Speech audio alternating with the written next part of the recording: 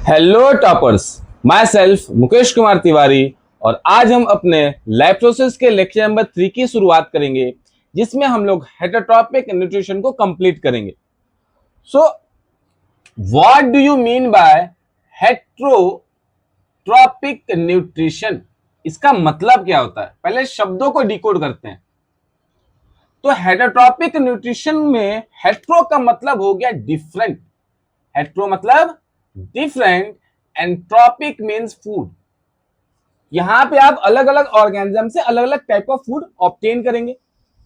ठीक है, तो एक ऐसा मोड ऑफ न्यूट्रिशन जिसमें क्या होता है, ऑर्गेनिज्म कहां से खाना लेंगे, किसी दूसरे से।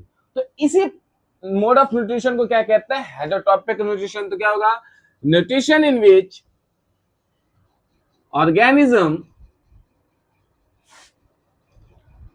obtains food from other organism।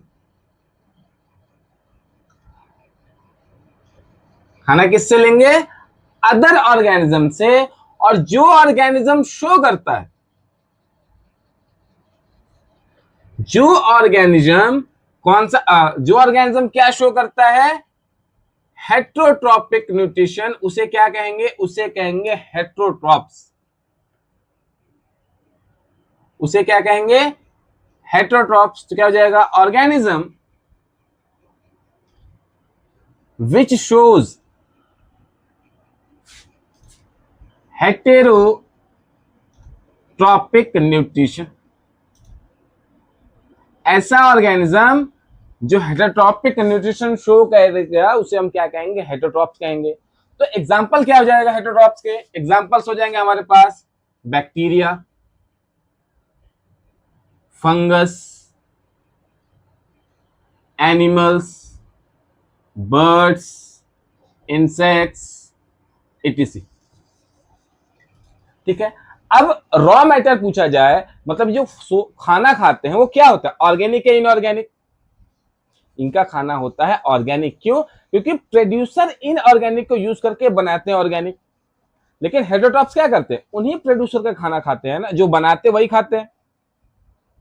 Producer जो इनऑर्गेनिक खाने को ऑर्गेनिक में कन्वर्ट करते हैं, उसी ऑर्गेनिक खाने को हेटेरोट्रॉप्स यूज करते हैं। तो इनका जो फूड होता है क्या होता है, they uses organic matter as food. Generally इनका फूड क्या होता है, एज अ ऑर्गेनिक मैटर होता है। अब आप खाना किस तरीके से ले रहे हैं, किससे ले रहे हैं, इस बेसिस पे इनके टाइप हो जाते हैं, जिसमें से मेनली हमारे पास टाइप कौन कौन से हैं, सेप्रोफिटिक न्यूट्रिशन। और कौन सा टाइप हो जाएगा, पैरासिटिक न्यूट्रिशन। और कौन सा टाइप हो जाएगा, होलोजोइक न्यूट्रिशन। कौन सा न्यूट्रिशन हो जाएगा, होलोजोइक न्यूट्रिशन हो जाएगा। ये 3 टाइप का न्यूट्रिशन आपको पढ़ने भी है। ठीक है, एक मिनट हम थोड़ा पानी पी लें।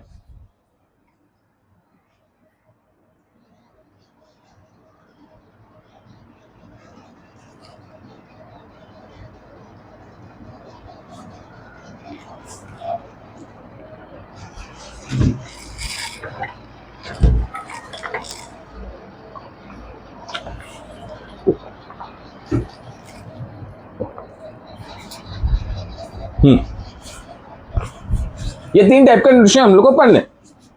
चलिए आगे बढ़ा जाए। तो पहला न्यूट्रिशन हमारा क्या हो जाएगा, पहला न्यूट्रिशन हो जाएगा हमारा सेप्रोफिटिक न्यूट्रिशन।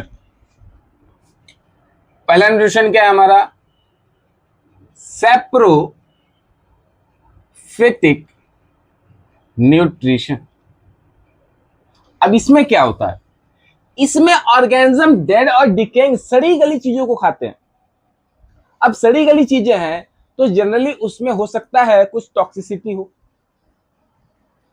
कुछ ऐसी चीजें हो जो बॉडी डाइजेस्ट ना कर पाए लेने खाने के बाद। तो इसी कारण क्या होता है ये ऑर्गेनिज्म खाने को बाहर डाइजेस्ट करते हैं, उसके बाद अंदर उसके बाद एब्जॉर्ब करते हैं। तो क्या हो जाएगा, ऐसा mode of nutrition in which organism uses dead and decaying matter as food। वो क्या यूज करते हैं, डेड और डिकेइंग मैटर यूज करते हैं। और जो ऑर्गेनिज्म सेप्रोफिटिक न्यूट्रिशन शो करता है उसे क्या कहते हैं, सेप्रोफाइट्स कहते हैं। जो ऑर्गेनिज्म हेटरोट्रॉपिक न्यूट्रिशन शो करता है उसके लिए हम हेटरोट्रॉप्स कहते हैं। जो ऑर्गेनिज्म खुद खाना बनाता है उसको प्रोड्यूसर ऑटोट्रॉप्स कहते हैं। उसी तरीके से डेड और decaying matter as a food use करने वाले ऑर्गेनिज्म को कहते हैं सेप्रोफाइट्स। तो क्या हो जाएगा, ऑर्गेनिजम्स which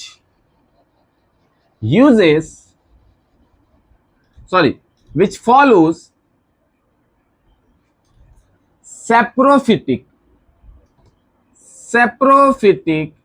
न्यूट्रिशन। और ऐसे ऑर्गेनिज्म को हम लोग क्या कहेंगे, ऐसे ऑर्गेनिज्म को कहेंगे सेप्रोफाइट। एग्जाम्पल क्या हो जाएगा, तो इनके एग्जाम्पल थोड़ा पढ़ेंगे एक स्टेटमेंट के बाद। क्या कि ये ऐसे ऑर्गेनिजम्स हैं जो क्या करते हैं, organism releases digestive enzymes outside the body। वो क्या करते हैं, जो भी डाइजेस्टिव एंजाइम क्या खाने को खा के डाइजेस्ट करते हैं, क्या नहीं, वो खाने को बाहर से डाइजेस्ट करते हैं। और उसके बाद क्या होगा, डाइजेस्ट करने के बाद digested food then absorbed। Digested food क्या होगा, बाद में वो लोग एब्जॉर्ब करते हैं। तो एग्जाम्पल क्या हो जाएगा, इसका एग्जाम्पल हमारे पास हो जाएगा ब्रेड मोल्ड। जो ब्रेड पे फफूंदी लग जाती है उसे क्या कहते हैं, ब्रेड मोल्ड कहते हैं। उसके बाद क्या हो जाएगा, मशरूम, ब्रेड मोल्ड, मशरूम, कुछ बैक्टीरियाज भी हैं हमारे पास। तो ब्रेड मोल्ड को क्या कहते हैं, ब्रेड मोल्ड को साइंटिफिकली कहते हैं राइजोपस, मशरूम को कहते हैं एग्रिकस। तो मशरूम कहां उगता है, सड़ी गली चीजों पे उगता है। कभी गोबर पे आपने देख लिया, कभी कोई घास फूस सड़ रहा है, पत्ते सड़ रहे हैं, वहां पे मशरूम आप देख लिए। उसके भी अलग रिक्वायरमेंट है कि इनकी ये कंडीशन है तब वो ग्रो करेगा। तो ऐसे ऑर्गेनिज्म जो खाना सड़ा गला खाते हैं और ये अपना डाइजेशन बाहर करते हैं, अंदर करते हैं, बाहर करते हैं। अगर डायग्राम से समझने की कोशिश करें, मान लो ये एक सेप्रोट्रॉप्स है, ये सेप्रोफाइट्स है, ठीक है। अब यहां इनका खाना है, तो अब ये क्या करेंगे, जो भी डाइजेस्टिव एंजाइम्स है वो शरीर के बाहर रिलीज करेंगे। इससे ये डाइजेस्टिव फूड छोटे छोटे टुकड़ों में डाइजेस्ट हो जाएगा। अब इसके बाद ये छोटे छोटे टुकड़ों को बॉडी के अंदर क्या करेंगे, एब्जॉर्ब करेंगे, ठीक है। चलिए नेक्स्ट हमारा टॉपिक है पैरासिटिक न्यूट्रिशन।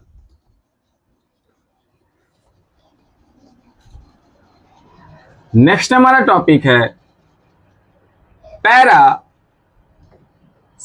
न्यूट्रिशन। अब इसमें क्या होता है, आप सेप्रोट्रॉप्स क्या करते थे, डेड और डिकेइंग को खाते थे। ये किसी दूसरे से खाना तो लेते हैं लेकिन उनको मारते नहीं, उनके साथ ही एक अच्छा खासा मेलजोल का संबंध बना के चलते हैं कि भाई साहब आप हमें खाना देना, हम आपको कुछ ना कुछ देते रहेंगे, ठीक है। तो क्या हो जाएगा, ऐसा मोड ऑफ न्यूट्रिशन जिसमें क्या होगा, organism obtains food from other organism without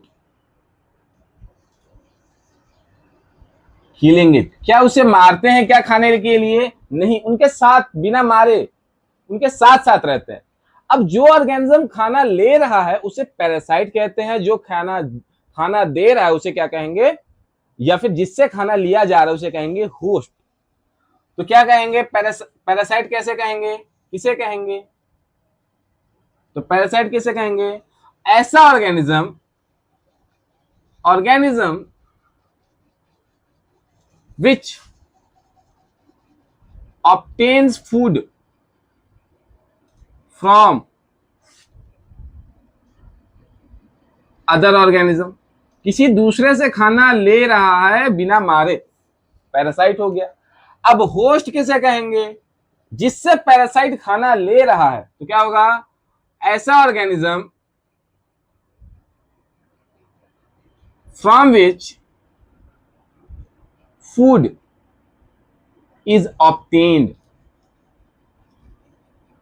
जिससे खाना लिया गया वो होस्ट हो गया। एग्जाम्पल क्या हो जाएगा, तो एग्जाम्पल में हम लोग प्लांट पैरासाइट को देखते हैं, प्लांट पैरासाइट और एनिमल पैरासाइट के बारे में थोड़ा सा देखते हैं। प्लांट पैरासाइट कौन कौन से हो जाएंगे, तो प्लांट पैरासाइट का एग्जाम्पल हो जाएगा वेनस फ्लाई ट्रैप, और क्या हो जाएगा, पिचर प्लांट, और क्या हो जाएगा आपका कस्कूटा, अमरबेल। आप कभी सफर कर रहे होते हैं तो पेड़ के ऊपर येलो कलर का एक पूरा बेल का फैलाव देखा होगा आपने, वो क्या है, असल में कस्कूटा है, ठीक है, जो एक पैरासाइट है। एनिमल की बात करते हैं तो सर जुएं हो जाती हैं, जानवरों में जुएं हो जाती हैं, हम लोगों को जुएं हो जाती हैं। वो जुएं क्या है, पैरासाइट है जो आपके बॉडी के ऊपर रहकर ब्लड को सक करते हैं, आपको मारते हैं क्या, नहीं, आपके बॉडी से थोड़ा थोड़ा समय समय पर ब्लड यूज करते हैं वो लोग और सरवाइव करते हैं। और क्या हो जाएगा हमारे पास, लीच, जोंक,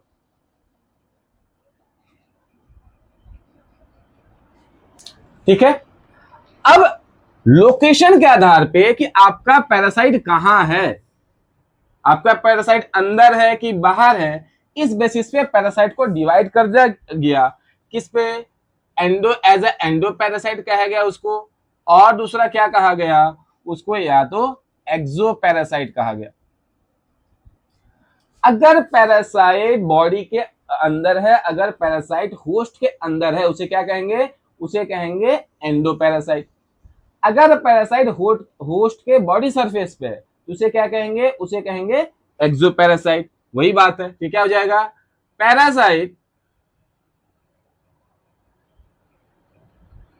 present on inside the host, कहां प्रेजेंट होगा, होस्ट के अंदर प्रेजेंट होगा।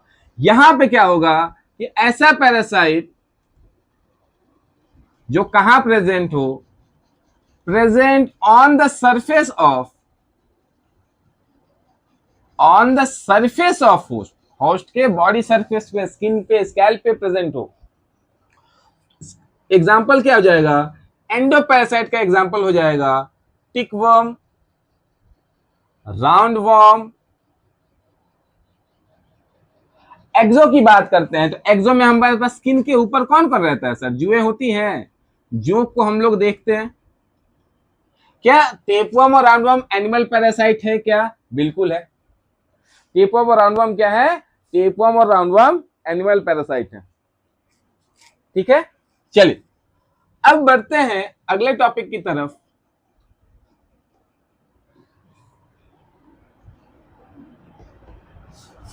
जो कि क्या है, होलोजोइक न्यूट्रिशन। क्या है, होलोजोइक न्यूट्रिशन। अब होलोजोइक में दो तरीके हैं याद करने के, आप सॉलिड फूड को खाते हैं, ठीक है, आप याद करने के लिए कुछ लॉजिक नहीं है, याद करने के लिए होल में डालते हैं तो होलोजोइक हो गया। कॉम्प्लेक्स फूड को खाते हैं, बॉडी अंदर में डाइजेस्ट करती है, तो इस तरीके का न्यूट्रिशन को क्या कहेंगे, होलोजोइक। तो क्या हो जाएगा, ऐसा nutrition in which organism ingest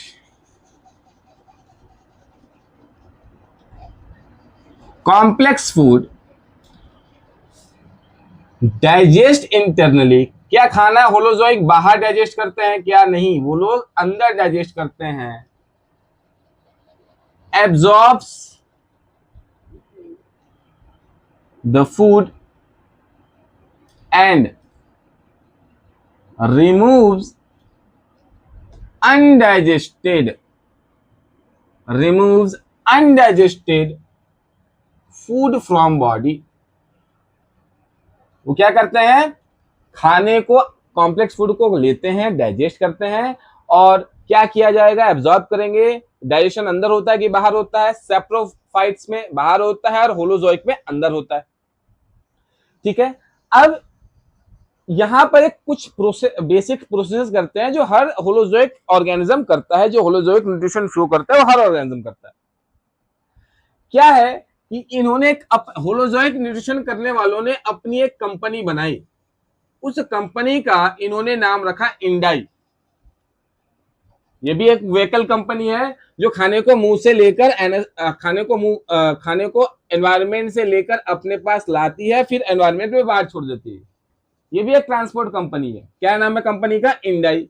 अब इंडाई में आई का मतलब होता है इंजेशन, डी का मतलब होता है डाइजेशन, ई का मतलब होता है एब्जॉर्प्शन, और इस ए का मतलब होता है एसिमिलेशन, और ई का मतलब होता है हमारा इजेशन। अब इंजेशन का मतलब क्या हुआ? बॉडी को, फूड को बाहर से इंजेस्ट किया जा रहा है, तो यहां क्या होगा? कॉम्प्लेक्स फूड इंजेस्ट और एंटर।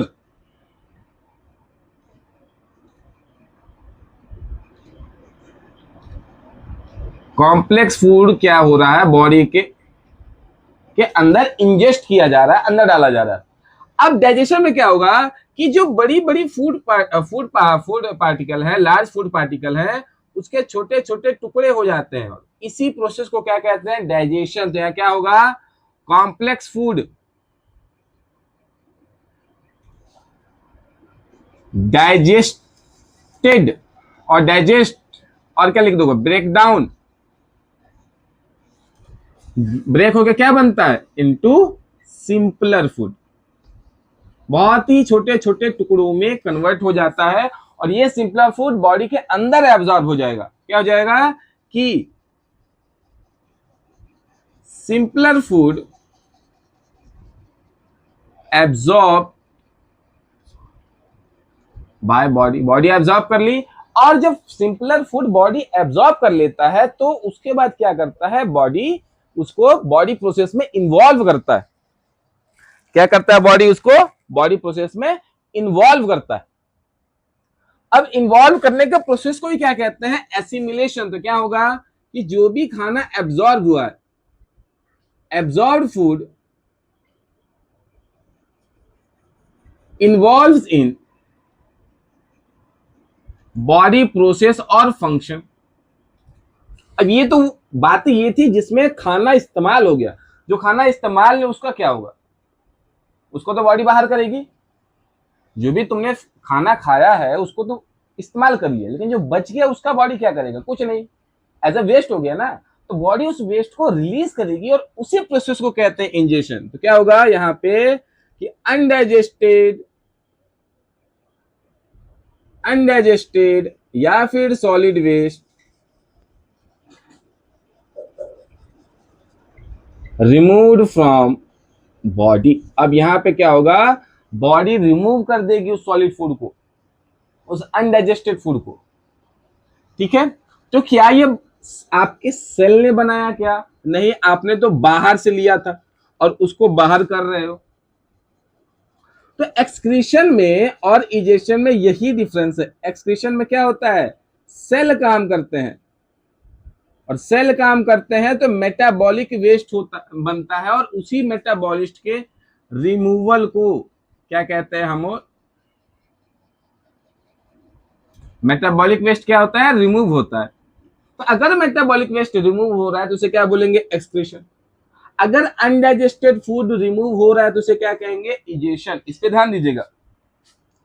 चलिए अब हम लोग अपने नेक्स्ट टॉपिक की तरफ बढ़ते हैं कि ये तो हो गया कि टाइप ऑफ न्यूट्रिशन। अब ऑर्गेनिज्म की बात करते हैं। कुछ ऑर्गेनिज्म भी डिवाइड होते हैं किस पे बेसिस पे, बेस्ड ऑन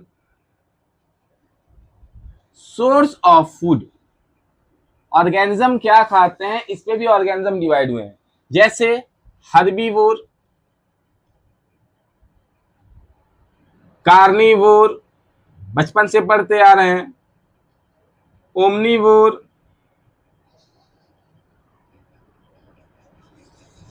सेप्रोफाइट, या फिर डेट्रिटिवोर। तो हर्बीवोर किसे बोलेंगे? ऐसे organisms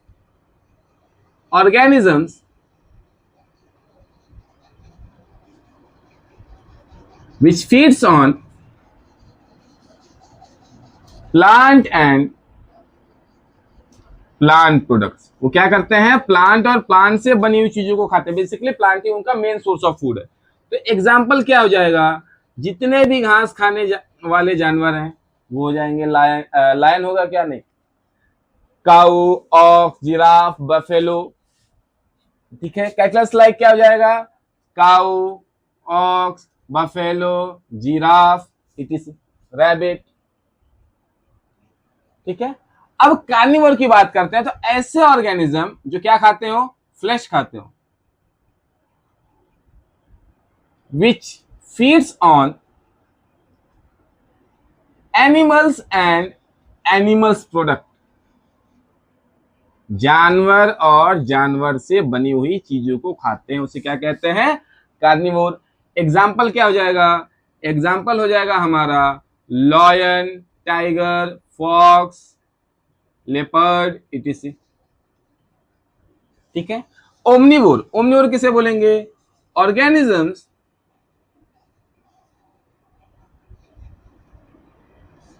which eats both plant and animals। और उनके प्रोडक्ट भी ये लोग खाते हैं। एग्जाम्पल क्या हो जाएगा? कि क्रो हो जाएगा, ह्यूमंस हो जाएंगे, बियर हो जाएगा, इटीसी। डेट्रिटिवोर किसे कहेंगे? सेप्रोफाइट्स का मतलब क्या हो गया? कि ऐसे ऑर्गेनिजम्स विच फीड्स ऑन किस पे? डेड एंड डिकेइंग मैटर खाने वाले ऑर्गेनिजम्स को क्या कहेंगे? डेट्रिटिवोर। एग्जाम्पल क्या हो जाएगा? बैक्टीरिया और फंगस। बैक्टीरिया और फंगस हो जाएगा। ठीक है, चलिए न्यूट्रिशन इन अमीबा को समझते हैं। एक छोटा सा प्रोसेस है जिसको कहते हैं फैगोसाइटोसिस। ये क्या होता है? फैगोसाइटोसिस का मतलब हो गया कि सेल के आसपास कोई फूड पार्टिकल होगा, कोई ऑर्गेनिज्म होगा, छोटे छोटे ऑर्गेनिजम्स होंगे, तो वो ऑर्गेनिजम्स को या फिर फूड को अपने बॉडी के अंदर एनगल्फ कर लेंगे, खा जाएंगे।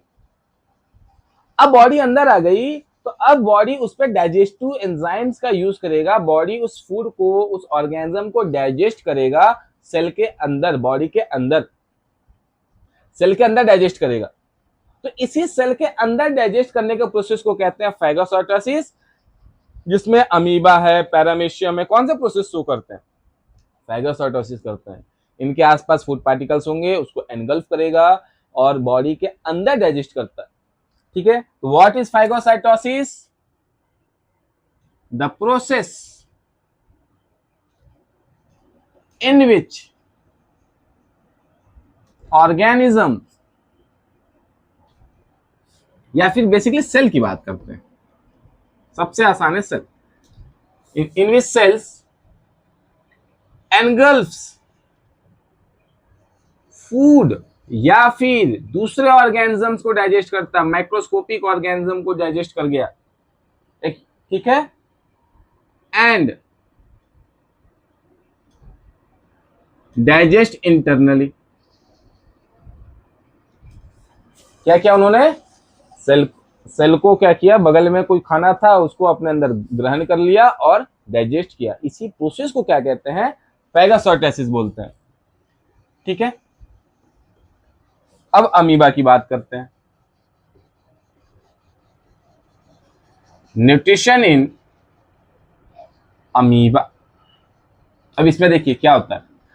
अमीबा क्या है कि अमीबा एक इरेगुलर स्ट्रक्चर है। अमीबा का कोई शेप होता है क्या, नहीं। बीच में अमीबा के पास क्या होते हैं, अमीबा के पास एक न्यूक्लियस होता है। तो सबसे पहले अमीबा की बात करते हैं कि सर अमीबा क्या है। अमीबा सबसे पहले यूनिसेलुलर है, ठीक है, सिंगल सेल ऑर्गेनिज्म है, वही सेल वही ऑर्गेनिज्म। दूसरा क्या है, वो एक यूकैरियोट्स है, ठीक है। तीसरी बात कि अमीबा का शेप क्या होता है, इरेगुलर इन शेप। अमीबा का कोई फिक्स शेप नहीं होता है। और किस खानदान में, किस किंगडम में बिलोंग करता है, अमीबा बिलोंग करता है प्रोटिस्टा किंगडम में। इसमें बिलोंग करता है, प्रोटिस्टा किंगडम में अमीबा बिलोंग करता है, ठीक है। अब आगे बढ़ते हैं।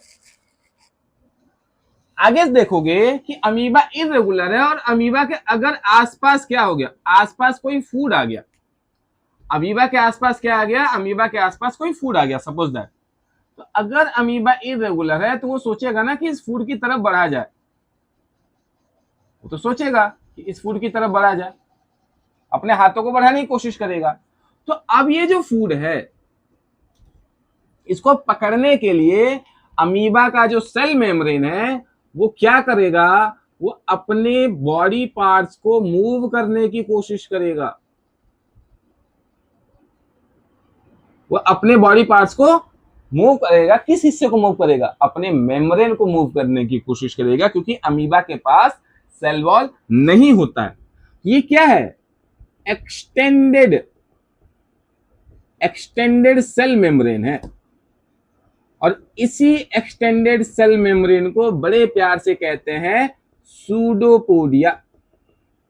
क्या कहते हैं, सूडोपोडिया कहते हैं। अब अमीबा क्या करेगा, धीरे धीरे क्या करेगा, अपने सूडोपोडिया की मदद से उस खाने को दोनों तरफ से कैप्चर कर लेगा। अब यहां क्या होगा, पहली चीज यहां बन गई एक फूड वैक्यूल। यहां क्या बन गई, फूड वैक्यूल। अब फूड वैक्यूल कैसे बना, क्योंकि ये दोनों जो टिप है अमीबा के, दोनों क्या हो गए, अटैच हो गए। तो हम कह सकते हैं कि टिप ऑफ सूडोपोडिया फ्यूजेस।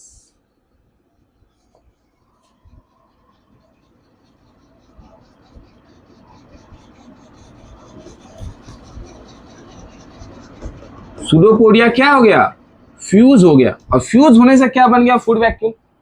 अब जब फूड वैक्यूल बन गया तो क्या होगा, अब जब फूड वैक्यूल बन गया तो ये तो अंदर आ गया।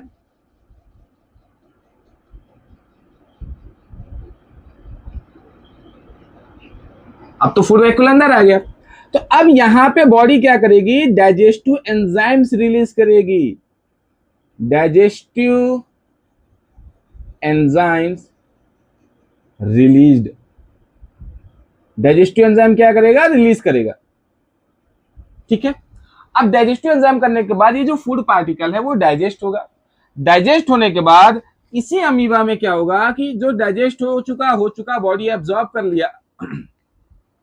उसके बाद क्या होगा कि एज अ वेस्ट ये तैरते रहेगा,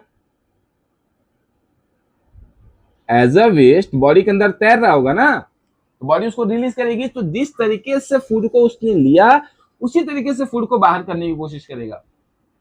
तो जब फूड को बाहर करने के लिए आपने फूड को अंदर लेने के लिए वैक्यूल बनाया, वैसे ही ये स्ट्रक्चर फिर से अंदर की तरफ फ्यूज करेगा और क्या बनाएगा, और बनाएगा एक वैक्यूल बनाएगा जिसके अंदर क्या प्रेजेंट होगा, जिसके अंदर प्रेजेंट होगा वेस्ट प्रेजेंट होगा।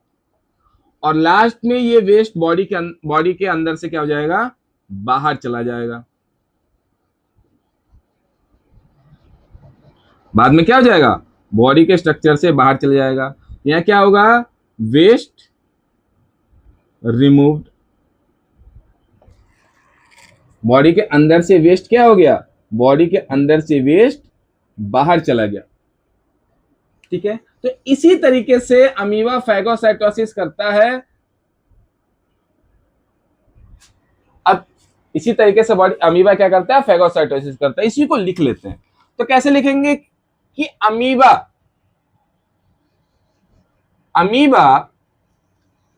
extends its cell membrane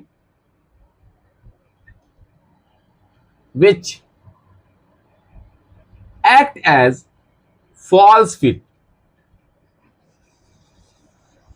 ठीक है, नकली पैर जैसे काम करते हैं, टेम्परेरी काम करते हैं, तो उसी टेम्परेरी फॉल्स फीट को क्या कहते हैं, सूडोपोडिया कहते हैं।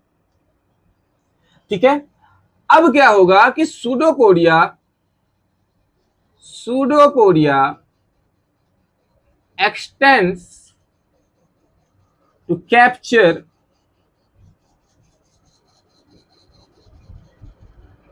nearby food by encircling, उसको एनसर्कल करने की कोशिश, अब धीरे धीरे उसको घेरने की कोशिश करेगा। अब जब पूरे तरीके से घेर लेगा तो क्या होगा कि tip of pseudopodia fuses and forms, क्या बनाएगा वो बनाएगा फूड वैक्यूल। फूड वैक्यूल बनाएगा बाय फ्यूजिंग इट्स टिप। ठीक है, यहां भी इतना भी ठीक है, बाय एनसर्कलिंग। जब पूरे तरीके से उसको एनसर्कल कर लिया होगा तो क्या हो जाएगा, एक फूड वैक्यूल बनाएगा। अब इसी फूड वैक्यूल में क्या होगा, इनसाइड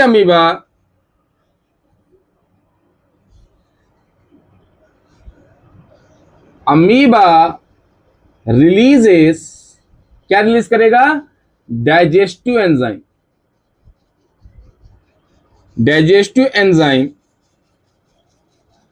टू डाइजेस्ट फूड। ठीक है, फूड को डाइजेस्ट करने के बाद क्या करेगा कि undigested food is removed by body. जो एब्जॉर्ब किया उसके बाद क्या करेगा, जो भी अनडाइजेस्टेड फूड उसको क्या करेगा, बॉडी बाहर कर देगा, और जो भी डाइजेस्टेड फूड है उसको क्या करेगा, एब्जॉर्ब इट। ठीक है, तो यही न्यूट्रिशन इन अमीबा है। तो क्या क्या हो गया, न्यूट्रिशन एक यूनिसेलुलर स्ट्रक्चर है, यूकैरियोटिक है, कौन से खानदान में आता है, किंगडम प्रोटिस्टा में आता है, और इरेगुलर शेप का होता है। तो अब अमीबा क्या करेगा कि अमीबा अपने सेल मेम्ब्रेन, ये क्या है, आखिर ये क्या है, ये है हमारा सेल मेम्ब्रेन। ये क्या है, सेल मेम्ब्रेन या फिर प्लाज्मा मेम्ब्रेन है। अब यही प्लाज्मा मेम्ब्रेन जब फूड उसके आसपास, अमीबा के आसपास आएगा, ये प्लाज्मा मेम्ब्रेन क्या होगा, एक्सटेंड करेगा, और एक्सटेंड करने की वजह से क्या होगा, धीरे धीरे उस फूड की तरफ बढ़ने लगेगा, और लास्ट में दोनों सूडोपोडिया एक दूसरे में फ्यूज हो जाएंगे और फूड वैक्यूल बना लेंगे। अब ये फूड वैक्यूल जब बॉडी के अंदर बन चुका है, तो अब यहाँ पे अमीबा क्या रिलीज करेगा, डाइजेस्टिव एंजाइम रिलीज करेगा, बॉडी में उस फूड को डाइजेस्ट करेगा। डाइजेस्ट करने के बाद एब्जॉर्ब कर लिया जो अनडाइजेस्टेड फूड है, अब बॉडी उसको क्या करेगा, उसी जिस तरीके से सूडोपोडिया ने वैक्यूल को अंदर लिया था, अब उसी तरीके से बाहर करेगा। ठीक है, और वेस्ट को रिमूव कर देगा यूजिंग सूडोपोडिया।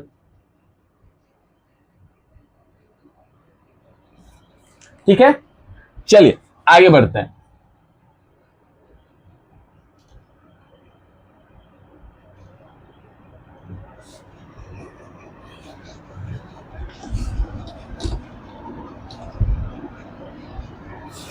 अब है हमारा न्यूट्रिशन इन पैरामीशियम।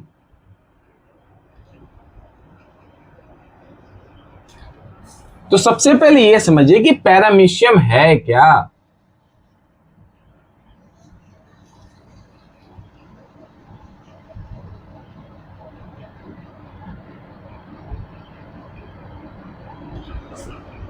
अब समझिए कि पैरामीशियम क्या है। पैरामीशियम भी एक यूनिसेलुलर है, यूकैरियोट है, तो ये भी फाइगोसाइटोसिस करेगा, करेगा ना। अब इसका जो शेप होता है वो स्लीपर लाइक होता है। इसका शेप कैसा होता है? जूते जैसा होता है। जूते का जो सोल होता है ना, उसके जैसा होता है। ठीक है, कैसा होता है? इसका शेप कुछ ऐसा होता है।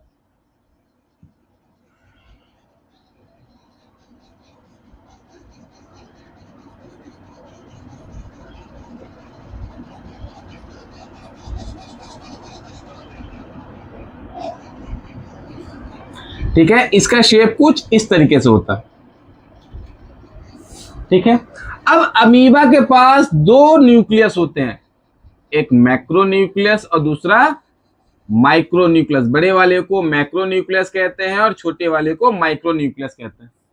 ठीक है, अब सॉरी, पैरामीशियम के पास दो न्यूक्लियस होते हैं, माइक्रो एंड मैक्रो। बड़े वाले को मैक्रो न्यूक्लियस, छोटे वाले को माइक्रो न्यूक्लियस। अब इसकी पूरी बॉडी पर, अब इसकी पूरी बॉडी पे हेयर लाइक स्ट्रक्चर्स होते हैं, जिसको हम लोग बड़े प्यार से कहते हैं सीलिया। क्या कहते हैं? सीलिया। जिस तरीके से हमारे पास माउथ है, इसके पास भी माउथ होता है, और इसके माउथ को कहते हैं ओरल ग्रूव, जो क्या काम करता है? एज अ माउथ काम करता है। ठीक है, अब जिस तरीके से हम भी वेस्ट को रिमूव करते हैं, एक स्ट्रक्चर है, उसी तरीके से पैरामीशियम के पास भी एक स्ट्रक्चर है, जिसको हम लोग कहते हैं एनल पोर। क्या कहते हैं हम लोग? Anal pore. अब समझिए, इसे क्या कहते हैं? इसे हम लोग कहते हैं सीलिया। इसे क्या कहते हैं हम लोग? सीलिया। अब सीलिया का काम क्या है? सीलिया क्या करेगा? Helps in locomotion. Amoeba paramecium को मूव करने में मदद करेगा। उसके बाद क्या करेगा? Helps for nutrition. कैसे? By capturing food. फूड को कैप्चर करता है और डायरेक्ट करता है। क्या हो जाएगा कि मान लीजिए कोई फूड यहां पे आ गया, मान लीजिए कोई फूड यहां पे आ गया, टहलता रहता है, मूव करता रहता है, और फूड यहां पे आ गया। ठीक है, फूड को यहां पे है, अब वो फूड इस सीलिया उसके आसपास जाएगा और यहां फूड ला दिया। अब ये फूड धीरे धीरे क्या करेगा? ये फूड धीरे धीरे आगे की तरफ सीलिया की मदद से बढ़ते रहेगा आगे की तरफ, और लास्ट में फूड कहां चला जाएगा? यहां आ गया। अब ये जो फूड पार्टिकल है, ये जो फूड पार्टिकल है, ये क्या होगा? सीलिया की मदद से डायरेक्ट कर रहा है। क्या होगा? सीलिया डायरेक्ट फूड। कहां डायरेक्ट कर रहा है? ओरल ग्रूव की तरफ फूड को डायरेक्ट कर रहा है, और यहां से ये जो फूड पार्टिकल वो कहां चला जाएगा? अंदर चला जाएगा। अब अंदर जाने के बाद बॉडी क्या करेगी? बॉडी रिलीज करेगी डाइजेस्टिव एंजाइम। बॉडी क्या रिलीज करेगी? बॉडी रिलीज करेगी डाइजेस्टिव एंजाइम। बॉडी ने डाइजेस्ट कर लिया। जब बॉडी ने डाइजेस्ट कर लिया तो इससे भी डाइजेस्ट करने के बाद एब्जॉर्ब कर लेगा, लेकिन इसके बाद क्या होगा? कुछ अनडाइजेस्टेड पार्टिकल्स होंगे, और वही अनडाइजेस्टेड पार्टिकल क्या हो जाएंगे? जो वेस्ट है, एज अ वेस्ट है, वो बॉडी बाहर करने के चक्कर में रहेगा, और वही वेस्ट बॉडी शरीर से बाहर कर देगा।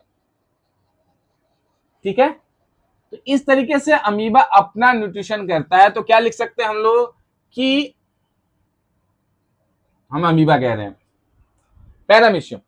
पैरामीशियम के पास क्या है? पैरामीशियम के पास है सीलिया लाइक स्ट्रक्चर, जो कि क्या करेगा? फूड को डायरेक्ट करता है ओरल ग्रूव की तरफ। अब ओरल ग्रूव की मदद से क्या होगा कि खाना उस माउथ के पास चला जाएगा, और माउथ से चला जाता है बॉडी के अंदर। पैरामीशियम रिलीज करेगा डाइजेस्टिव एंजाइम।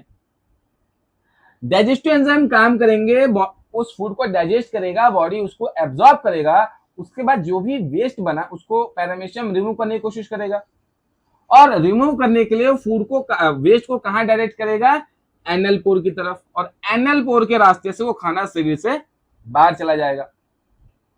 ठीक है, सीलिया के दो काम, सीलिया क्या करेगा, आपके लोकोमोशन में मदद करेगा और आपको न्यूट्रिशन में मदद करेगा, खाने को डायरेक्ट करवाने में मदद करेगा ओरल ग्रुप की तरफ। लिख देते हैं क्या कि paramecium have cilia which helps to capture, क्या कैप्चर करेगा, फूड। ठीक है, पैरामीशियम के पास क्या है, पैरामीशियम के पास है सीलिया जो कि फूड को कैप्चर करेगा, और इसके बाद क्या होगा कि सीलिया डायरेक्ट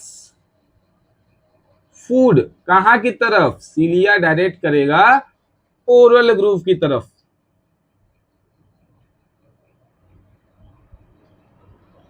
और देखो पैरामीशियम अक्सर लिक्विड स्ट्रक्चर के आसपास प्रेजेंट होता है, तो इसके मूवमेंट में वाटर का भी, लिक्विड का भी इन्वॉल्वमेंट होता है। अब यहां पे जब फूड आ गया तो ओरल मूव के पास, ओरल ग्रुप के पास आ गया, तो फूड एंटर करेगा, food enters in oral group, और उसके बाद क्या होगा, digestive enzyme works and digest the food, और एब्जॉर्ब करने के बाद जो भी वेस्ट बनेगा एंड एब्जॉर्ब्स इट, एब्जॉर्ब करने के बाद जो भी वेस्ट बना तो क्या होगा, waste matter is removed from, कहां से रिमूव होगा, एनल ग्रूव की तरफ से वो वेस्ट क्या हो जाएगा, बॉडी से बाहर कर जाएगा। और इस तरीके से पैरामीशियम अपना खाना खाता है और निकालता है, न्यूट्रिशन करता है। दोबारा समझते हैं, पैरामीशियम क्या है सर, एक स्लीपर लाइक स्ट्रक्चर है, इसलिए उसका नाम क्या दे दिया, स्लीपर एनिमलक्यूल, और एनिमलक्यूल नाम दिया था हमारे एंटोन वन लीवेनहुक ने दिया था। अब पैरामीशियम के पास क्या है, पैरामीशियम के पास है सीलिया जो कि लोग मूवमेंट में और फूड को कैप्चर करने में मदद करता है। अब जब कोई फूड आ गया तो फूड सीलिया उसके पास जाएगा, उसको पकड़ेगा और धीरे धीरे कहेगा भैया तुम आगे चलो, और जिससे क्या होगा कि तुम्हारा जो भी फूड है वो आगे की तरफ बढ़ते हुए कहां चला जाएगा, ओरल ग्रुप में चला जाएगा। अब ओरल ग्रुप से फूड चला गया अंदर, अंदर में क्या होगा, डाइजेस्टिव एंजाइम काम करेंगे, डाइजेस्ट होगा, बॉडी उसको एब्जॉर्ब करेगा, उसके बाद जो भी वेस्ट बना बॉडी उस वेस्ट को क्या करेगा, एनल पोर की मदद से बाहर कर देगा, और इस तरीके से पैरामीशियम अपना न्यूट्रिशन करता है। ठीक है,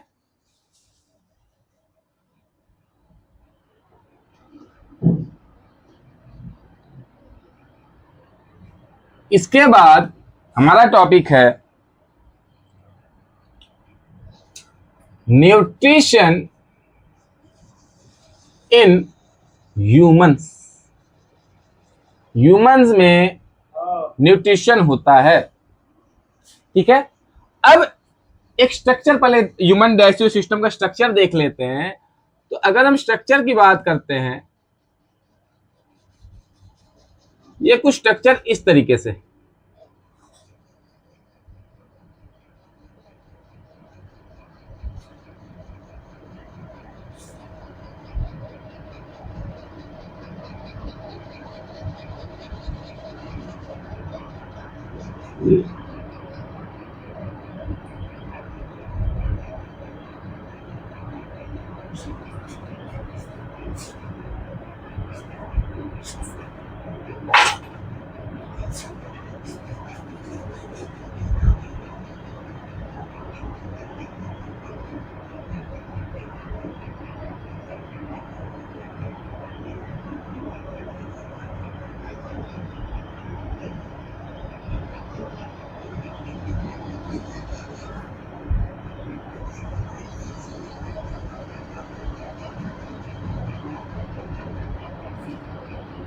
इस तरीके से स्ट्रक्चर है।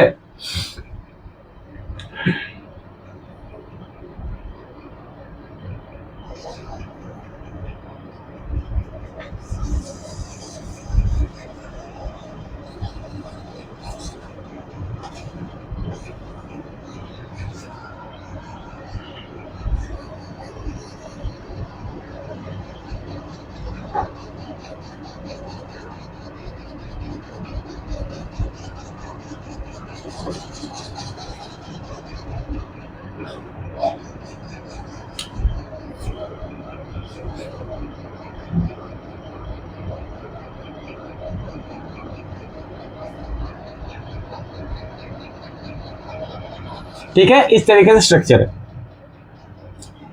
अब देखिए कि इनके नाम क्या क्या है।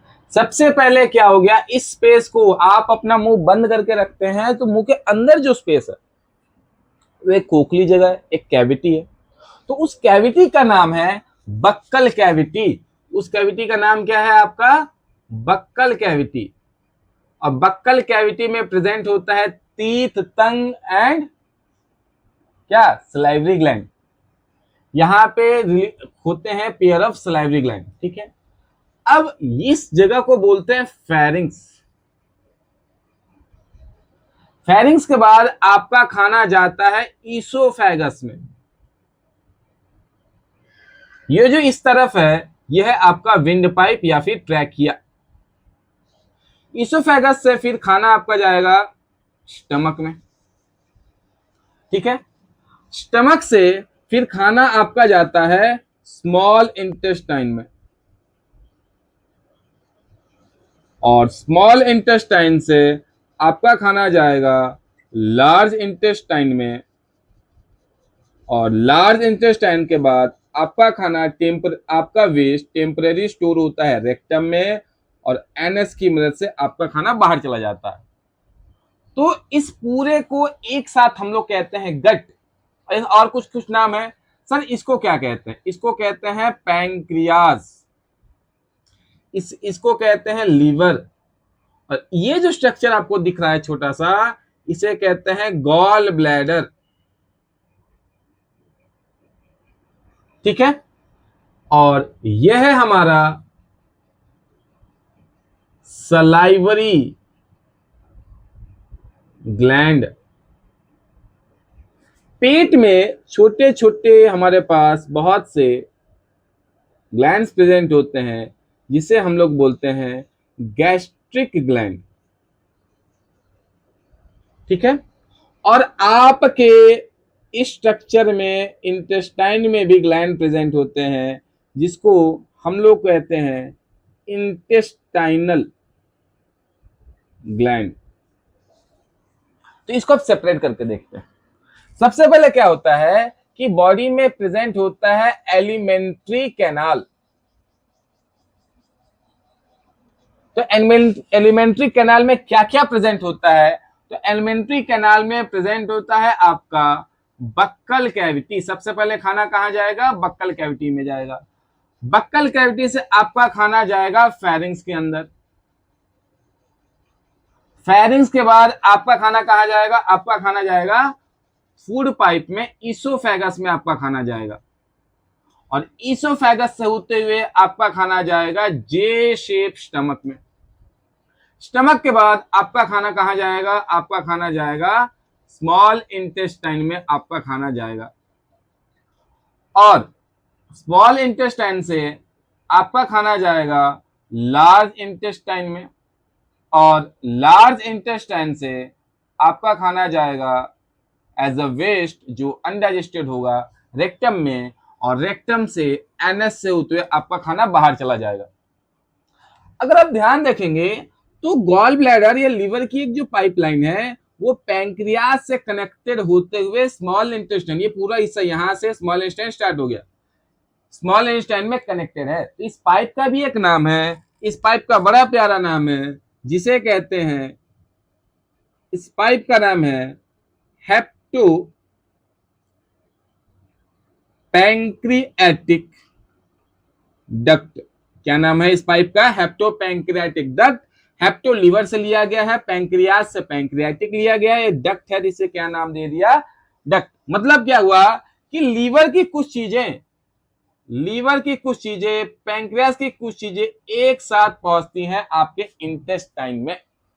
और कुछ ग्लैंड्स है हमारे पास। ग्लैंड कौन कौन से है हमारे पास, ग्लैंड सबसे पहले ग्लैंड हमारा आता है सलाइवरी ग्लैंड, जो सलाइवा रिलीज करता है। उसके बाद हमारे पास आता है गैस्ट्रिक ग्लैंड जो स्टमक में प्रेजेंट होता है। गैस्ट्रिक ग्लैंड से और नीचे उतरेंगे तो लार्जेस्ट ग्लैंड है लीवर जो डाइजेशन में मदद करता है। उसके बाद है पैंक्रियाज, और उसके बाद है intestinal gland basically human digestive system में यही ग्लैंड और ये स्ट्रक्चर्स काम आते हैं, और एलिमेंट्री कैनाल को बड़े प्यारे शब्दों में हम लोग कहते हैं गट। ठीक है, तो चलिए, ये तो एक रफ आइडिया हो गया कि हमें पढ़ना क्या है, कौन कौन सी चीजों के बारे में पढ़ना है। अब इसकी बाल की खाल निकालते हैं, डिकोड करते हैं। ठीक है,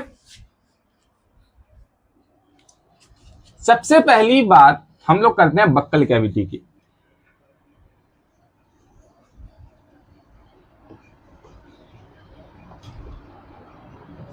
क्या है sir? Buccal cavity. Buccal cavity को आसान शब्दों से कह दो माउथ, ज्यादा प्रॉब्लम हो रहा है तो। ठीक है, अब बक्कल कैविटी हमारे ऊपर और नीचे के दो लिप्स से कवर्ड होते हैं। ठीक है, तो क्या होगा कि बक्कल कैविटी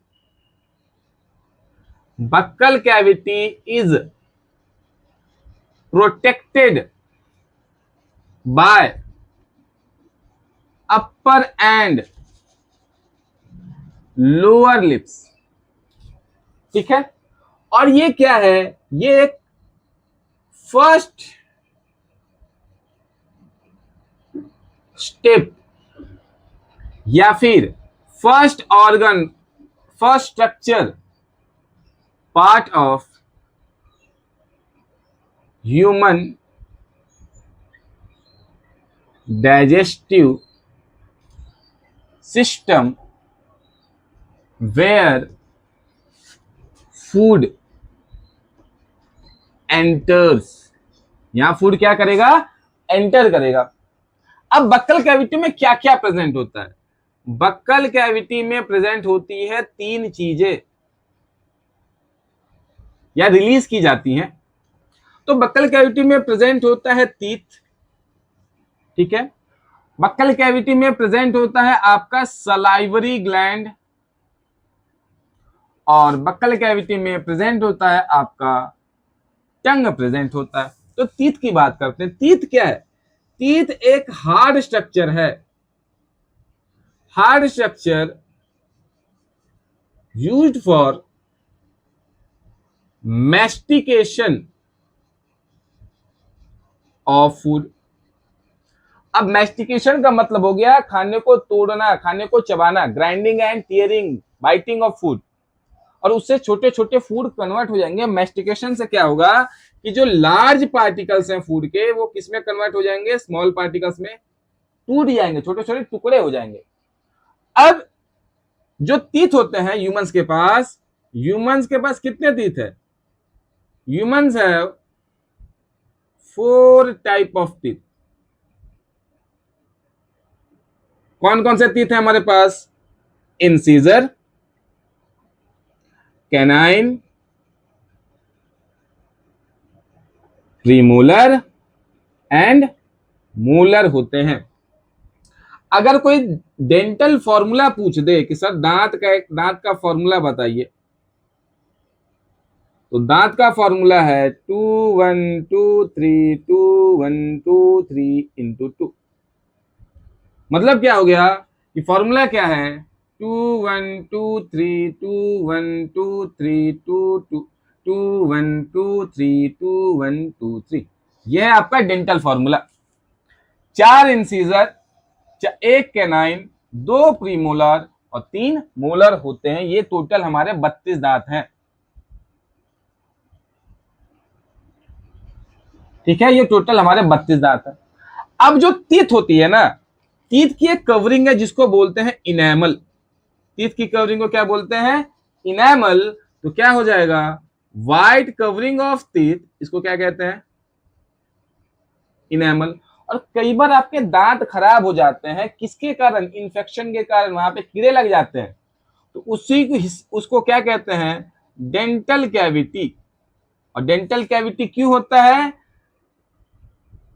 सॉफ्टनिंग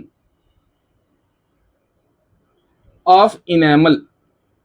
इनेमल जब कमजोर हो जाती है, बहुत ज्यादा प्रोटेक्टिव होता है, हार्ड होता है, लेकिन अगर इनेमल सॉफ्ट हो गया तो आपके दांतों में कीड़े लग जाते हैं। उसी को क्या कहते हैं? Dental cavity. किसके कारण होता है? Due to infection. इसलिए ब्रश करो, साफ सुथरे रहो, दांत मजबूत रहेंगे। अब सलाइवरी ग्लैंड की बात करते हैं। सलाइवरी ग्लैंड क्या करेगा? 3 pair of salivary gland releases, क्या रिलीज करता है? सलाइवा। क्या रिलीज करेगा? सलाइवा, लार रिलीज करेगा। और सलाइवा में क्या होता है? सलाइवा कंसिस्ट, क्या प्रेजेंट होता है? लाइजोजाइम प्रेजेंट होता है। और दूसरा होता है सलाइवरी अमाइलेज प्रेजेंट होता है। और सलाइवरी अमाइलेज का दूसरा नाम है टाइलिन। ठीक है। अब लाइसोजाइम क्या करेगा? जो भी फूड पार्टिकल्स में बैक्टीरियाज हैं उसको किल करने में मदद करेगा, बैक्टीरिया को किल करने में मदद करेगा। अब इस सलाइवरी अमाइलेज क्या करेगा? डाइजेस्ट करता है स्टार्च को कन्वर्ट करता है माल्टोज में।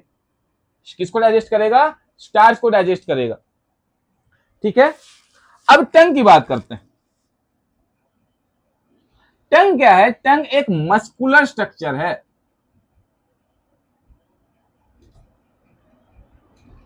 टंग एक मस्कुलर ऑर्गन है, या स्ट्रक्चर कह देते हैं। टंग एक मस्कुलर स्ट्रक्चर है जो कि क्या करेगा?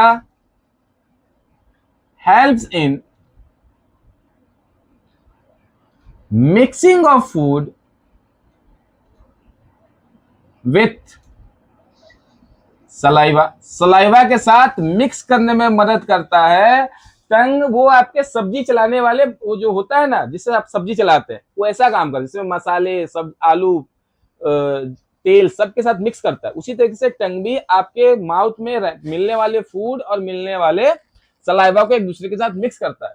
और इसी मिक्सिंग में क्या होगा? Forms bolus which direct in food pipe via pharynx.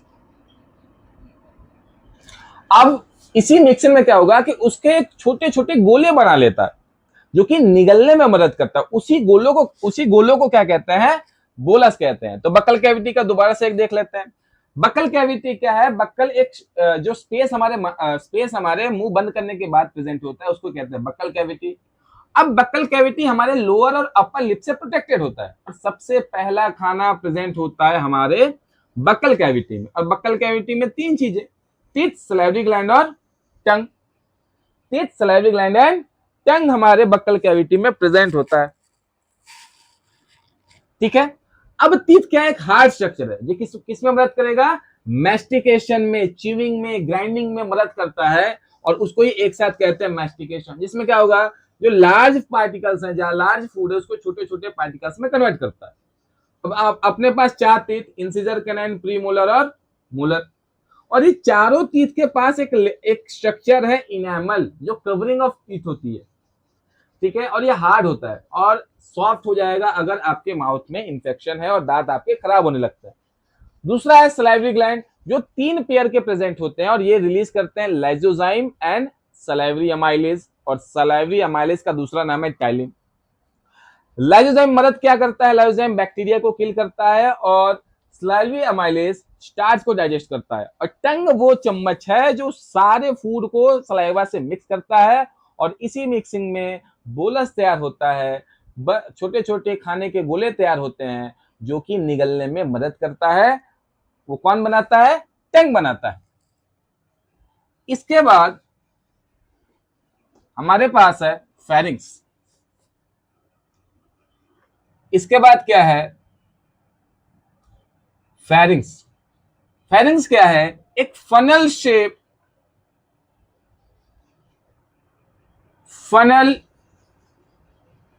Shaped structure with common passage for air and food. Air और फूड के लिए ये कॉमन पैसेज है, ठीक है। इंक थोड़ा डाल लें। तो फूड के लिए और एयर के लिए क्या है, कॉमन पैसेज है हमारा फेरिंग्स, जिससे क्या होगा कि आपका फूड भी जाएगा और आपका एयर भी उसके अंदर से जाता रहेगा। तो क्योंकि कॉमन पैसेज है, तो क्या हमें एक साथ फूड और एयर को भेज सकते हैं? अगर कॉमन रास्ते है दोनों को एक साथ भेज देते हैं, आसानी से अपना काम होता रहेगा। नहीं, जब भी आप खाना खा रहे होंगे तो निगलने के वक्त आप सांस नहीं ले पाओगे, तो एयर नहीं जा रहा है। जब भी आप सांस ले रहे हैं तो क्या फूड निगला जाता है? नहीं। जब आप बोल रहे होते हैं तो आप खाना नहीं खा पाते हैं, खाना चबा पाते हैं, लेकिन खाना निगल पाते हैं क्या? नहीं, खाना आप नहीं निगल पाते हैं। दूसरा क्या हो गया हमारा, ईसोफेगस। और ईसोफेगस का दूसरा नाम क्या है? फूड पाइप, ठीक है। अब ये फनल शेप स्ट्रक्चर है, इससे क्या होगा कि food directs from buccal cavity to food pipe. यहां पे फूड पाइप में खाना डायरेक्ट आपका हो जाता है, ठीक है। अब ईसोफेगस का क्या चीज है, ये एक ट्यूबुलर स्ट्रक्चर है जो कि क्या करता है, जो फूड को डायरेक्ट करता है, direct food from pharynx to stomach. Stomach के तरफ डायरेक्ट करता है। कैसे करेगा? तो अब बॉडी क्या करती है, बॉडी अपने आप को दबाती है छोड़ती है, दबाती है छोड़ती है, और इसी दबाने और छोड़ने के प्रोसेस में क्या होता है, चीजें धीरे धीरे आगे की तरफ बढ़ती हैं, और इसी दबाने और कॉन्ट्रैक्शन और रिलैक्सेशन को प्रोसेस को बोलते हैं पेरिस्टाल्टिक मूवमेंट। तो food transports with the help of कौन सा मूवमेंट? पेरिस्टाल्टिक मूवमेंट, ठीक है। तो पेरिस्टाल्टिक मूवमेंट क्या कहलाता है? What is known as peristalsis? Peristalsis किसे कहते हैं? तो क्या होगा, जब the contraction and relaxation of muscles for transportation, इसी चीज को क्या कहेंगे? पेरिस्टाल्सिस। और पेरिस्टाल्सिस पूरे बॉडी के अंदर होता है ताकि फूड ट्रांसफर हो जाए। तो क्या लिख सकते हैं कि पेरिस्टाल्सिस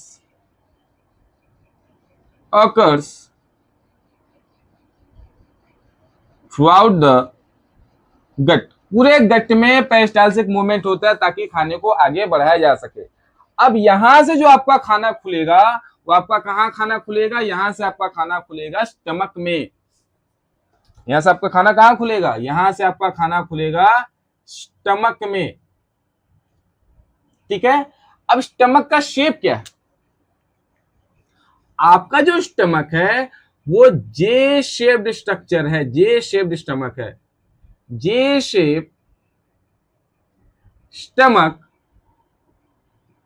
contains, ये shape stomach stores food for some time, कुछ देर के लिए खाने को स्टोर करता है। इसलिए खाना खाने के बाद हमारा पेट थोड़ा सा फूल जाता है, क्यों? क्योंकि खाना कुछ देर के लिए स्टोर हुआ है। अब स्टमक के अंदर प्रेजेंट होता है गैस्ट्रिक ग्लैंड, और गैस्ट्रिक ग्लैंड रिलीज करता है तीन चीजें, म्यूकस, एचसीएल और पेप्सिनोजिन। उसके बारे में समझते हैं। तो अब क्या हो गया कि stomach has gastric gland which releases, gastric gland क्या क्या रिलीज करता है? तो गैस्ट्रिक ग्लैंड रिलीज करता है आपका म्यूकस, म्यूकस के बाद रिलीज करता है एचसीएल, और एचसीएल के बाद रिलीज करता है पेप्सिनोजिन। ठीक है, अब म्यूकस क्या करता है? म्यूकस प्रोटेक्ट करता है, प्रोटेक्ट स्टमक फ्रॉम एचसीएल। कैसे? इट फॉर्म्स, आपका ये जो स्टमक है, आपका ये जो स्टमक है, ठीक है, अब इस स्टमक में क्या होगा कि ये फॉर्म करता है, it forms a lining of mucus in stomach, एक लेयर बनाता है। क्या करता है? एक लेयर बनाता है स्टमक के अंदर। अब इस दूसरा क्या है हमारे पास? दूसरा है हाइड्रोक्लोरिक एसिड। सबसे पहले क्या है? एसिडिक नेचर क्या है? ये क्या करेगा? It is acidic in nature, सबसे पहली बात। अब क्योंकि ये एसिडिक है तो ये क्या करेगा? ये सबसे पहले stops function of saliva, saliva के काम को रोक देगा, सलाइवा काम को रोक देगा, स्टार्च के डाइजेशन को कुछ देर के लिए रोक देगा। और क्या करेगा? इट किल्स पैथोजन, कुछ ऐसी चीजें हो जो खाने के साथ हो और उसको सलाइवा किल ना कर पाया हो तो एचसीएल डैमेज करता है, उसको किल करता है। और सबसे इंपॉर्टेंट बात, इट एक्टिवेट्स पेप्सिन, पेप्सिनोजिन को क्या करेगा? एक्टिवेट करेगा। किसमें? पेप्सिन में। सबसे पहले क्या होगा? ये एक इनएक्टिव स्ट्रक्चर है, तो पेप्सिनोजिन, पेप्सिनोजिन के पास कौन आएगा? पेप्सिनोजिन के पास आएंगे हमारे बड़े भैया एचसीएल। एचसीएल आने से क्या होगा? ये जो इनएक्टिव है, अभी जो तुम्हारा पेप्सिनोजिन है, क्या एक्टिव है? क्या नहीं, इनएक्टिव है। और एचसीएल के आने से ये एक्टिव ही हो जाएगा और क्या बन जाएगा? पेप्सिन बन जाएगा। और पेप्सिन क्या करेगा? पेप्सिन डाइजेस्ट प्रोटीन, पेप्सिन क्या करेगा? प्रोटीन को डाइजेस्ट करेगा। और यहां पे देखोगे कि आपका खाना कुछ तो डाइजेस्ट हुआ, डाइजेस्ट हुआ ना, तो इस पेट के अंदर के डाइजेस्टेड फूड को, जो पार्शियली डाइजेस्टेड है, उसे कहते हैं चाइम। उसे क्या कहते हैं? चाइम। तो क्या होगा? Chyme. What is chyme? The partially digested food in stomach, इसको क्या कहेंगे? चाइम कहेंगे। और ये चाइम अब कहां जाएगा? स्टमक से, स्टमक से जाएगा डियोडेनम में, जाएगा स्मॉल इंटेस्टाइन में, जाएगा कहां जाएगा? स्मॉल इंटेस्टाइन में जाएगा। ठीक है, तो पहले एक छोटी सी बात समझिए कि यह है आपका लीवर, यह है आपका लीवर, यह है आपका पैंक्रियाज, और यह है आपका स्टमक, और यह है आपका स्मॉल इंटेस्टाइन। ठीक है, अब स्टमक से खाना जा रहा है, स्मॉल इंटेस्टाइन में जा रहा है। ठीक है, खाना जा रहा है आपके स्मॉल इंटेस्टाइन में जा रहा है। ठीक, अब क्या हुआ कि आपका जो बाइल है, आपका जो बाइल है वो रिलीज हो रहा है स्मॉल इंटेस्टाइन में, लेकिन कहां से रिलीज हो रहा है? आपका बाइल पैंक्रियास से मदद लेते हुए वो आ रहा है कहां पर? आपका बाइल पैंक्रियास से मदद लेते हुए आ रहा है स्मॉल इंटेस्टाइन में। तो अब देख रहे हो कि यहां से बाइल रिलीज हो रही है। क्या रिलीज हो रही है? बाइल रिलीज हो रही है। यहां से रिलीज हो रहा है पैंक्रियाटिक जूस रिलीज हो रहा है, और दोनों मिक्स करते हुए यहां पर स्मॉल इंटेस्टाइन में आ गए।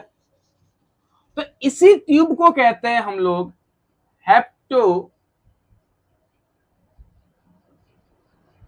Pancreatic duct. क्या कहते हैं? हेप्टो पैंक्रियाटिक डक्ट, जिसमें से लीवर का बाइल, पैंक्रियास का पैंक्रियाटिक जूस दोनों एक साथ स्मॉल इंटेस्टाइन में एक डक्ट के माध्यम से आते हैं, और उसी डक्ट को कहते हैं हम लोग हेप्टो पैंक्रियाटिक डक्ट।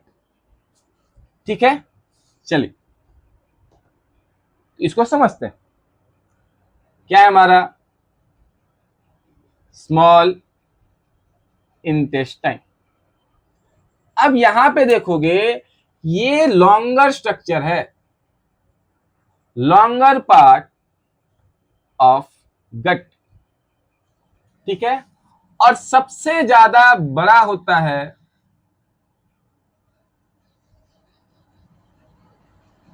हर्बीवोर का स्मॉल इंटेस्टाइन, ओमनीवोर के स्मॉल इंटेस्टाइन से बड़ा होता है, और सबसे बड़ा होता है हर्बीवोर का स्मॉल इंटेस्टाइन कार्निवोर से। मतलब सबसे बड़ा जो गट स्मॉल इंटेस्टाइन होता है वो किसका होता है?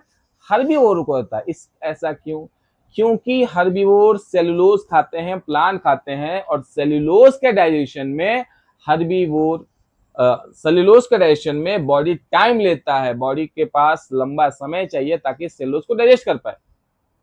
तो इसलिए टाइम लेने के लिए उन्होंने अपने स्ट्रक्चर को लंबा कर दिया कि थोड़ी सी लंबी जगह हो जा पाएगी, तो थोड़ा सा टाइम भी मिल जाएगा और अच्छे से सेलुलोज डाइजेस्ट हो जाएगा। तो क्यों हर्बीवोर में हर्बीवोर का स्मॉल इंटेस्टाइन ज्यादा है?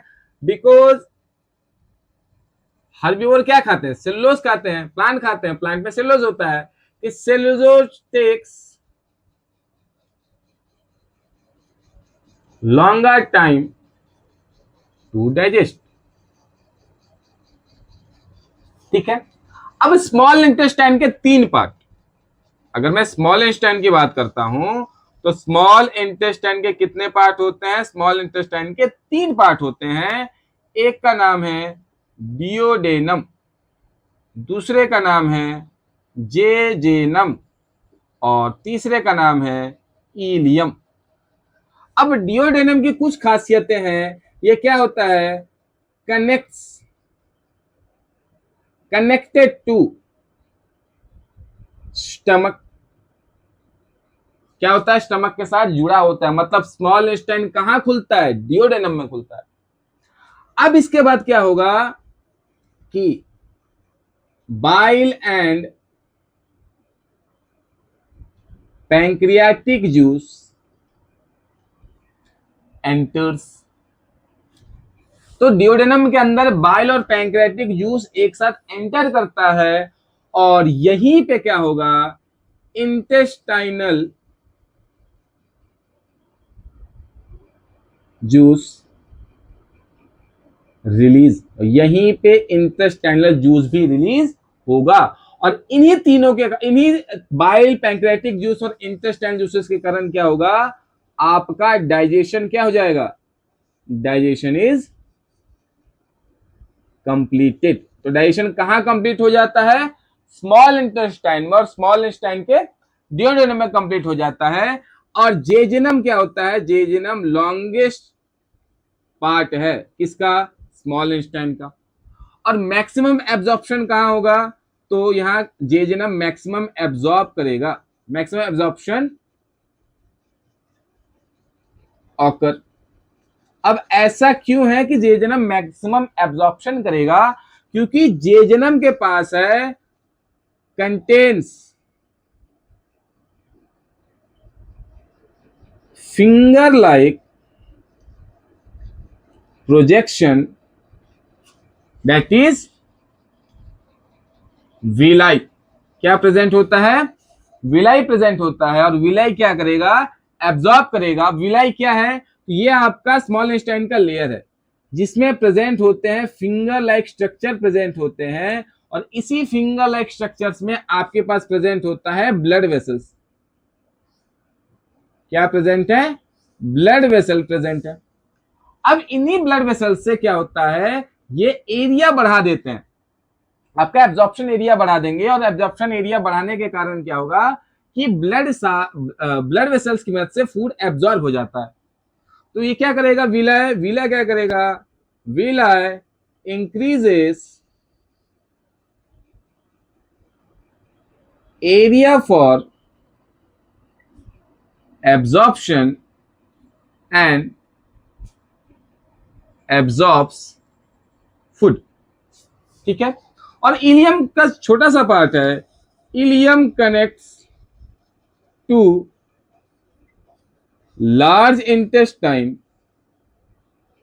और बाकी आगे हम लोग पढ़ेंगे। तो अब ये स्मॉल इंटेस्टाइन के पार्ट हो गए। तो बाइल पैंक्रेटिक जूस के बारे में थोड़ा सा पढ़ते हैं। तो बाइल कौन रिलीज करेगा, बाइल रिलीज करता है लीवर। बाइल क्या रिलीज करता है, लीवर रिलीज करता है। तो लीवर के बारे में छोटी सी बात, लीवर क्या रिलीज करेगा, इट प्रोड्यूसेस बाइल, और बाइल कहां स्टोर होगा, bile stores in gall bladder. अब बाइल क्या होता है, बाइल कैसा होता है, bile is alkaline in nature. Bile क्या है, अल्कलाइन इन नेचर में है। बाइल के दो काम, बाइल क्या करेगा, बाइल क्या करेगा, बाइल हेल्प्स इन इमल्सिफिकेशन। अब इमल्सिफिकेशन का मतलब होता है कि आपका जो फैट ड्रॉपलेट्स हैं, जो बड़े बड़े फैट हैं, वो इमल्सिफाइड होके छोटे छोटे फैट ड्रॉपलेट्स में कन्वर्ट हो जाते हैं। किसमें कन्वर्ट हो जाते हैं, फैट ड्रॉपलेट्स में कन्वर्ट हो जाते हैं, इमल्सिफाइड हो जाते हैं। दूसरा सबसे इंपॉर्टेंट बात कि बाइल आखिर पैंक्रियाटिक जूस के साथ मिक्स हो रहा है, तो वहां पे क्या होगा कि बाइल एक्टिवेट करता है, बाइल एक्टिवेट्स ट्रिप्सिन, और ट्रिप्सिन कहां प्रेजेंट होता है, पैंक्रियाटिक जूस में। ठीक है। तो अब बाइल यहां रिलीज हो गया। ठीक है, आगे बढ़ते हैं। पैंक्रियास, पैंक्रियास क्या होता है, पैंक्रियास क्रीम कलर्ड ग्लैंड है, और पैंक्रियास रिलीज करता है, पैंक्रियास रिलीजेस, क्या रिलीज करता है, तो पैंक्रियास लात मारता है। पहली बात, पैंक्रियास क्या करता है, लात मारता है। एल से लाइपेज, ए से अमाइलेज, और टी से ट्रिप्सिनोजिन। क्या हो जाएगा, ट्रिप्सिनोजिन। अब लाइपेज क्या करेगा, लाइपेज करेगा डाइजेस्ट, फैट को डाइजेस्ट करने में मदद करेगा, लिपिड को डाइजेस्ट करने में मदद करेगा। अब क्योंकि पैंक्रियाज लाइपेज रिलीज कर रहा है, तो इसका नाम हो गया पैंक्रियाटिक लाइपेज, इसका पैंक्रियाटिक अमाइलेज, इसका पैंक्रियाटिक ट्रिप्सिनोजिन, या फिर सिर्फ ट्रिप्सिनोजिन। ठीक है। अब अमाइलेज क्या करेगा, ये डाइजेस्ट करेगा आपके कार्ब्स को, कार्बोहाइड्रेट को डाइजेस्ट करने में मदद करेगा। अब ट्रिप्सिनोजिन, ये सारी चीजें आखिर कहां जा रही है, ये सारी चीजें जा रही है स्मॉल इंटेस्टाइन में, स्मॉल इंटेस्टाइन में जा रही है ना सारी चीजें। अब जब सारी चीजें स्मॉल इंटेस्टाइन में जा रही हैं, ये अभी इनएक्टिव है। ये ट्रिप्सिन कैसा है, ये ट्रिप्सिन अभी इनएक्टिव है। जब इसको बाइल मिलेगा, जब इस ट्रिप्सिन को क्या मिलेगा, इस ट्रिप्सिन को मिलेगा बाइल। जब इस ट्रिप्सिन को बाइल मिलेगा, ये क्या हो जाएगा, ट्रिप्सिन में कन्वर्ट हो जाएगा। और ट्रिप्सिन क्या है, एक्टिव है। ट्रिप्सिन क्या है, एक एक्टिव स्ट्रक्चर है। और कब ट्रिप्सिन एक्टिव होगा, जब लीवर का बाइल इस हेप्टोपैंक्रियाटिक डक्ट में आएगा और पैंक्रियाटिक जूस आएगा, तो यहां पर बाइल एक्टिव हो जाएगा ट्रिप्सिन में। और ट्रिप्सिन का काम क्या है, ये डाइजेस्ट करेगा प्रोटीन को, डाइजेस्ट करेगा प्रोटीन को। क्या यहां अभी भी डाइजेशन कंप्लीट हुआ है क्या? नहीं, यहां अभी डाइजेशन कंप्लीट नहीं हुआ, ठीक है, क्योंकि स्मॉल इंटेस्टाइन के जूसेस के बारे में अभी हम लोग को पढ़ना बाकी है। अब स्मॉल इंटेस्टाइन के पास क्या होगा, इट हैज इंटेस्टाइनल ग्लैंड या फिर जूस, जो कि रिलीज क्या करेगा, वो स्मेल करता है। क्या करता है? स्मेल करता है। पैंक्रियाज लात मारता है, लाइपेज अमाइलेज ट्रिप्सिन, और स्मॉल इंटेस्टाइन स्मेल करता है।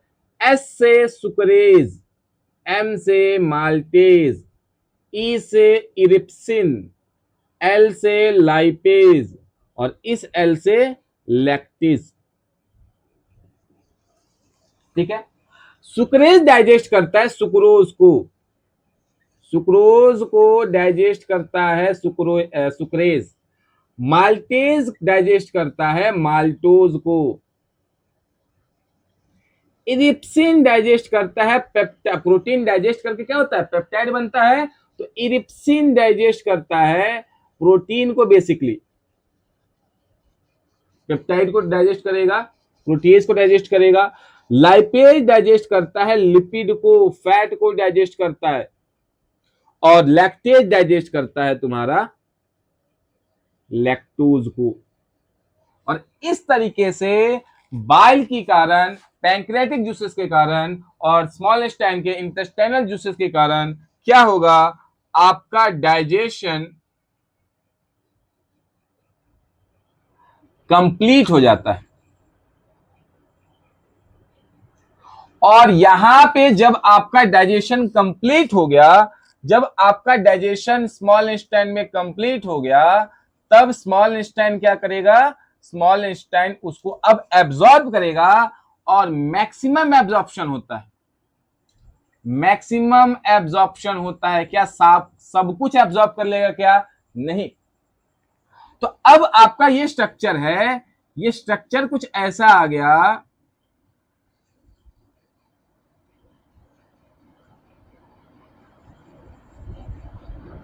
अब ये स्ट्रक्चर कहां खुलता है? ये स्ट्रक्चर खुलता है आपके लार्ज इंटेस्टाइन में। छोटा सा एक स्ट्रक्चर या ऐसा प्रेजेंट है, इसको बोलते हैं हम लोग अपेंडिक्स, जो कि वेस्टिजियल है, बॉडी का इसका कोई यूज नहीं है। और यहां से फिर आपका लार्ज इंटेस्टाइन स्टार्ट हो जाता है। मतलब क्या हुआ कि जितने भी जूसेस हैं लीवर से, पैंक्रियास से, सारा कहां आता है, सारा आता है डिओडेनम में, ठीक है। डिओडेनम में यहां डाइजेशन कंप्लीट होने के बाद जेजेनम में सबसे ज्यादा एब्जॉर्प्शन होता है। एब्जॉर्ब होते होते इलियम में आपका जो बचा हुआ है अनएब्जॉर्ब पार्ट, वो चला जाता है लार्ज इंटेस्टाइन में। कहां चला जाएगा? लार्ज इंटेस्टाइन में, ठीक है। तो चलिए अब लार्ज इंटेस्टाइन की बात करते हैं।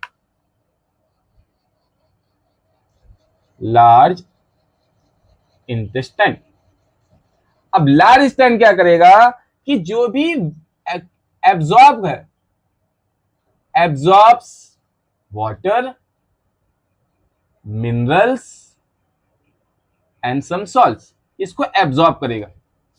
अब जो भी एब्जॉर्ब कर सकते थे, स्मॉल इंटेस्टाइन ने एब्जॉर्ब कर लिया, लार्ज इंटेस्टाइन ने एब्जॉर्ब कर लिया, इसके बाद कुछ है क्या? नहीं। तो अब यहां पे क्या होगा, यहां पे एब्जॉर्प्शन कंप्लीट हो जाता है, एब्जॉर्प्शन कंप्लीटेड। अब इसके बाद लार्ज इंटेस्टाइन खाना कहां भेज देगा? खाना भेज देगा रेक्टम के पास, जो अनएब्जॉर्ब्ड पार्ट है, वेस्ट पार्ट है, क्योंकि अब एब्जॉर्ब भी नहीं हो पा रहा है, तो बॉडी के लिए तो ऐसे वेस्ट हो गया। तो रेक्टम क्या करेगा? Rectum stores undigested, unabsorbed waste matter. For some time, कुछ समय के लिए रेक्टम स्टोर करेगा। जब बॉडी को अर्ज होगी कि आप भाई साहब अब अपने आप को साफ करना है, तब एनस एनस की मदद से क्या होगा, बॉडी रिमूव करती है किसको, अनडाइजेस्टेड फूड को, फीकल मैटर को, और इसे ही कहते हैं इजेशन। इसे क्या कहते हैं, इजेशन। यहां हमने nutrition in amoeba, nutrition in paramecium, holozoic nutrition, type of heterotrophic nutrition, nutrition in humans के बारे में पढ़ा। और नेक्स्ट क्लास में हम लोग रेस्पिरेशन की तरफ चलेंगे। तब तक के लिए थैंक यू।